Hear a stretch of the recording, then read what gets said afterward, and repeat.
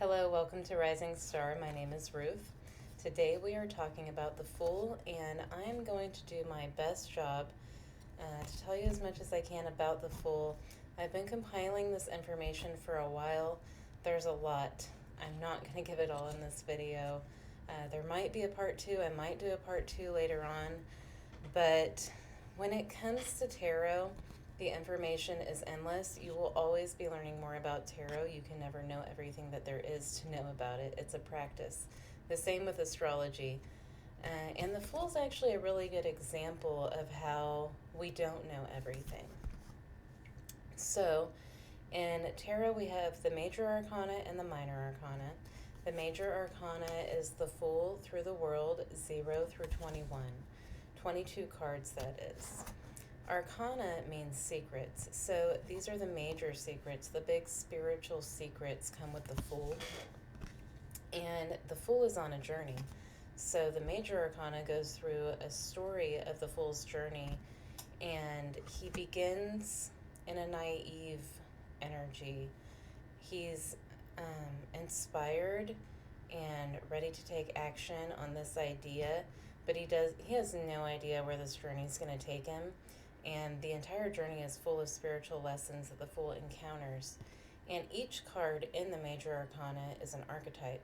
So tarot is really a language of archetypes and energies.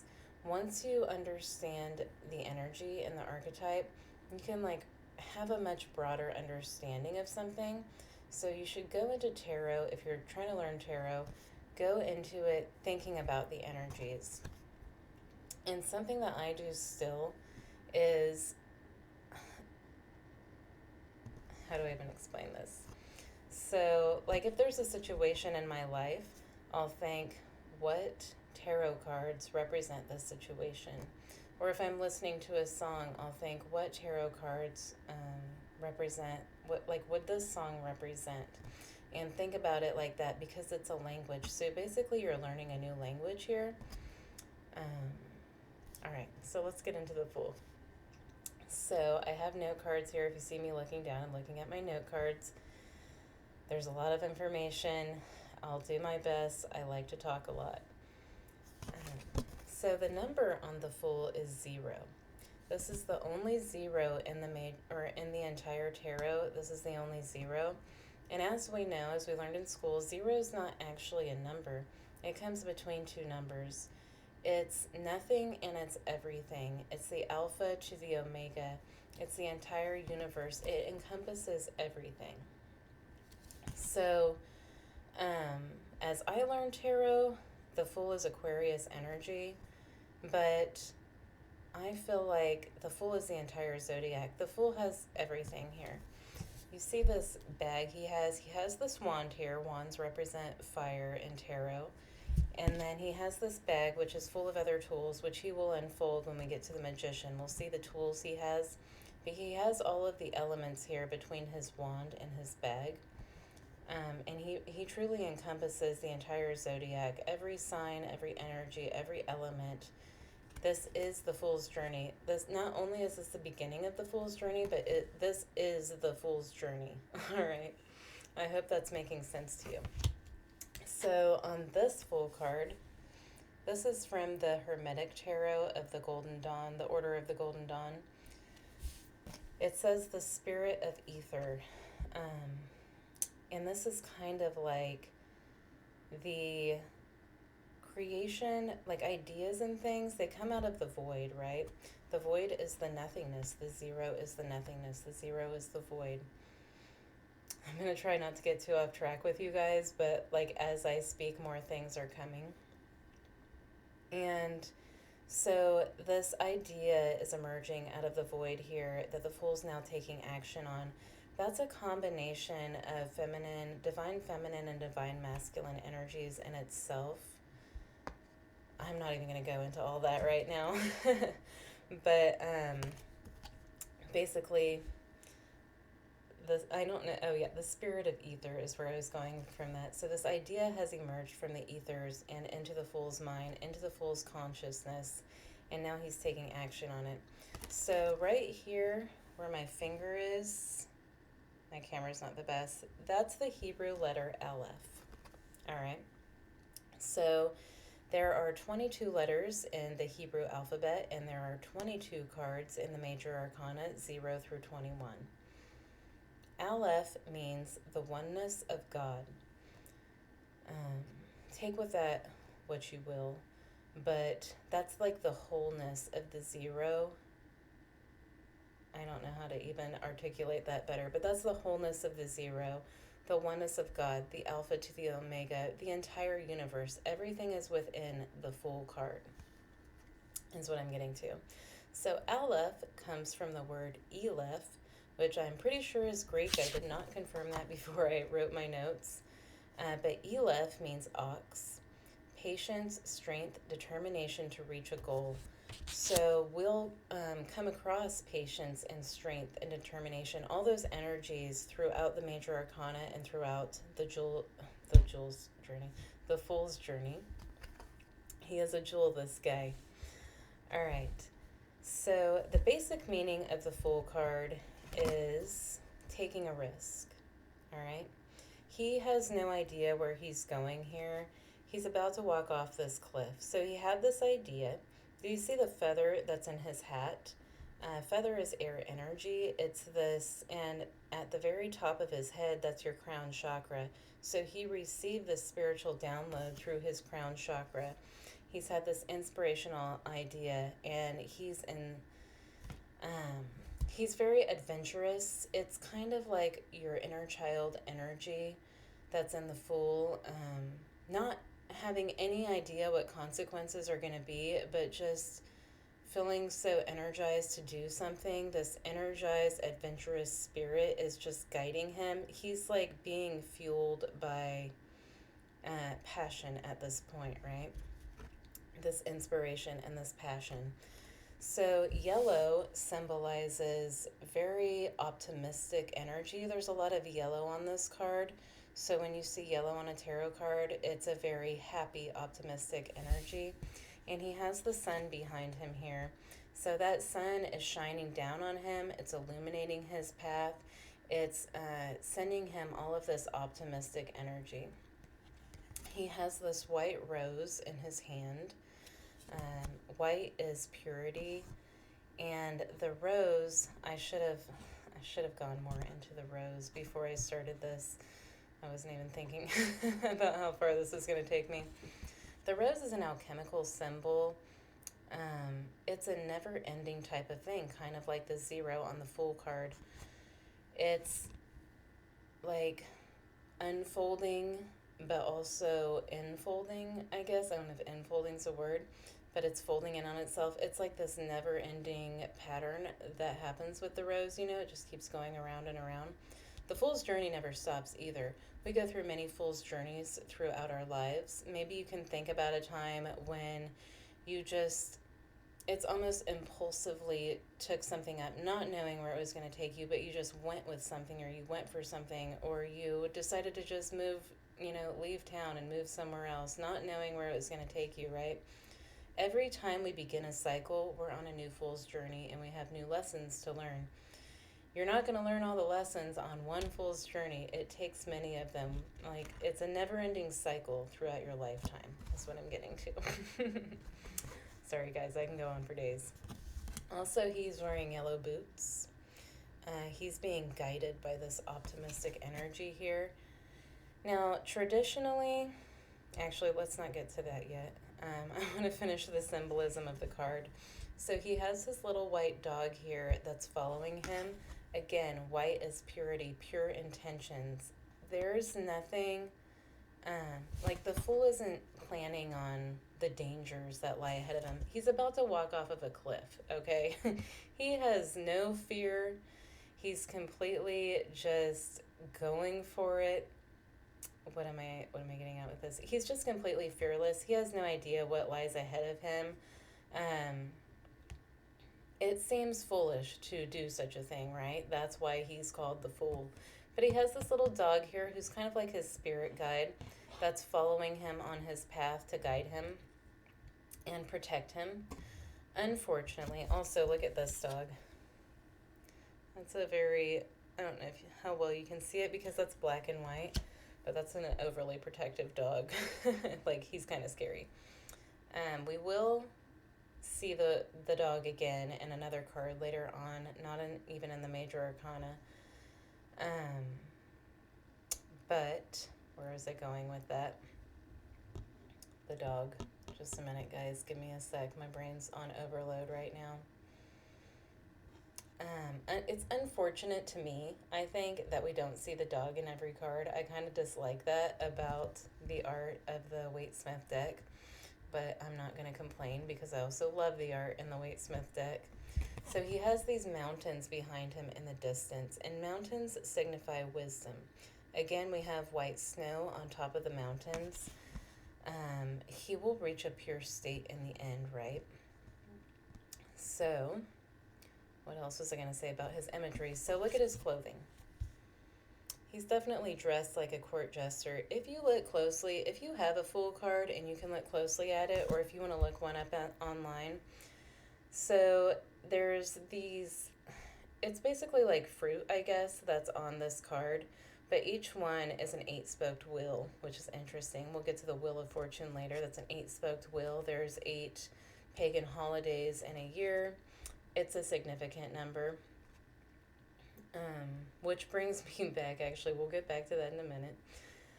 But his clothing is very vibrant, all right? Would you wear something like what the Fool's wearing? No, it's kind of ridiculous, but he does not care what anybody thinks about him. He's so, like, living in this other mental plane that he has no idea what's going on around him. He has no idea he's about to fall off a cliff. He's just, like, completely fueled by this inspiration at this point. Now, with the 8, the number 8, and the 0 also represents the Ouroboros, which is another alchemical symbol. If you know the infinity symbol, that's the Ouroboros. Also, it looks like the number 8. So that symbol symbolizes destruction and creation. There is a constant cycle of destruction and creation. What is created must be destructed, and what is destructed will lead to creation, right? It's like a law of the universe. It will always happen. We're born, then we die, then we're reborn again, then we die again. There's always cycles, and cycles are basically what the entire universe is made of, right? The planets are constantly cycling around the sun. Everything's a cycle. The earth cycles 24 hours a day into a new day. We don't have to go into cycles. I think you get it. All right. So, the Fool is a court jester. A little bit of information here about court jesters. All right, so the first thing I wanted to tell you about is there's a Shakespeare quote that says, "The fool doth think he is wise, but the wise man knows himself to be a fool." That's a really interesting quote because the fool will keep coming back to his journey, and every time at the end of the journey, the world actually leads back into the Fool. Some say that the Fool is the first and the last card of the major arcana. Every time he will realize what a fool he has been this whole time. The more you learn, the more you realize what a fool you really are and how much you don't know, right? Okay, so the Fool, or fool, comes from the word folies, which is the Latin root word of the fool, which actually means bellows. And bellows, if you've ever seen them, they're kind of like those bags that you use to fan a fire, to fuel a fire with air. That's exactly what's going on here. The Fool is air energy, but it's that idea that sparks the action. So air fuels fire. They are two elements that go hand in hand with each other, just like earth and water go hand in hand with each other. And actually, we have a fire symbol here on that Hermetic Fool. Okay, so bellows means blowing air, a person who's a windbag, a person who's empty-headed. We look at the Fool and we think, what a fool, he's about to walk off a cliff. All right, that's pretty stupid. But also, if you don't take a risk, you'll never get anywhere. And the Fool realizes that he has to take a risk. He's being a bit naive about it, like about to walk off of a cliff, but If he didn't take this risk, he wouldn't go on this journey, and he wouldn't learn all of the lessons that he's about to learn, and he wouldn't achieve something in the end. All right. So in traditional courts, they had a court jester who is the fool. He is a court jester. That is what he is based on. This one is very jestery. That's from the Gregory Scott Tarot. Okay, so with jesters, their jobs were to entertain the king and entertain the court. They were seen as a servant. They weren't some like Hollywood entertainer, okay? But their job was to entertain.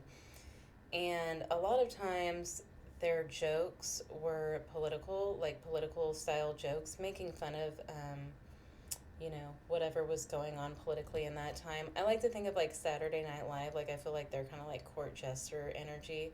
It's a similar archetype. Also, the fool was a messenger. This is actually where the term "don't shoot the messenger" came from, because a lot of times, like the fool or the jester would have to go to war or go into battle with the king, and the king would send the jester to deliver the message. And if the enemy didn't like the message, it was very common to kill the messenger when they didn't like the message.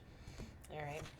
Also, with jesters and jokers, it's the same thing. Jester, joker, the fool, all the same thing. In our playing cards, which actually playing cards came from tarot. Tarot was the original playing card deck that turned into a divinatory deck.